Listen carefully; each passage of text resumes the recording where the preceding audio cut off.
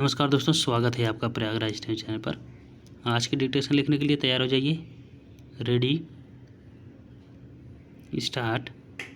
सभापति जी प्राचीन काल में मनुष्य के पास परीक्षा में धांधली करने के अधिक तरीके नहीं थे। उस समय उन्हें केवल नकल के सहारे ही गुजारा करना होता था।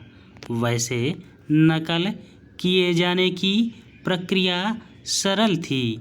धांधली करता जेब, मोजे या आस्तीन में छोटी छोटी पर्चियाँ छिपाकर परीक्षा हाल में लाता और निरीक्षक से नज़र बचाकर उत्तर टीप देता था। कुछ प्रयोगवादी छात्र पर्चियों की जगह शरीर के विभिन्न अंगों का उपयोग भी करते थे। कुछ एक अनाड़ी इस विधि का प्रयोग करके भी अनुत्तीर्ण हो जाते थे।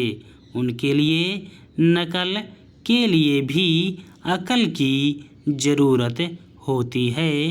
सूत्र वाक्य का आविष्कार हुआ।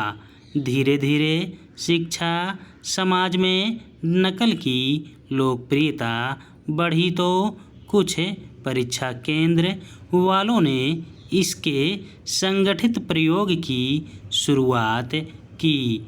जिन परीक्षा केंद्रों द्वारा सामूहिक नकल की सुविधा दी जाती, वहाँ से परीक्षा में शामिल होने के लिए विद्यार्थी लालायित रहते थे।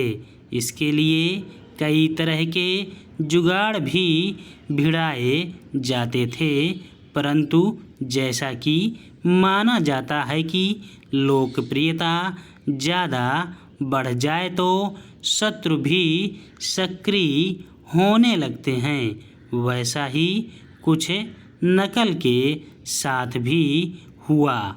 इसे रोकने के लिए उड़नदस्तों की तैनाती की जाने लगी। महोदय, नकल पर नकेल कसे जाने से धांधली के नवीन तरीकों का जन्म हुआ।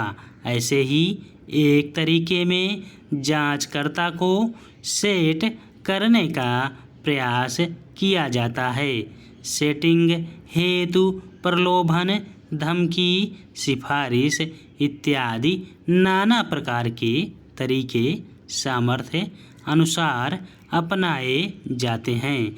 इस विधि की कमी यह है कि यह OMR सीट वाली आधुनिक परीक्षाओं में उपयोगी नहीं है।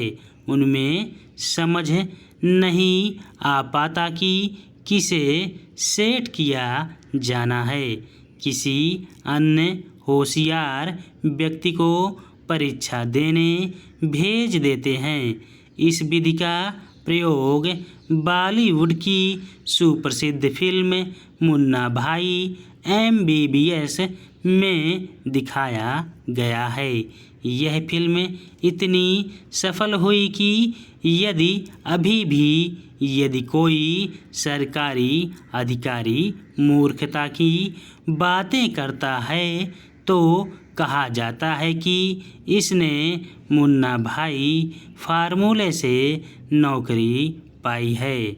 इसके बाद एक तरीके का नया आविष्कार मंत्रियों या अधिकारियों के रिश्तेदारों के लिए हुआ। इसमें उन लोगों को पेपर लीक कर दिया जाता है।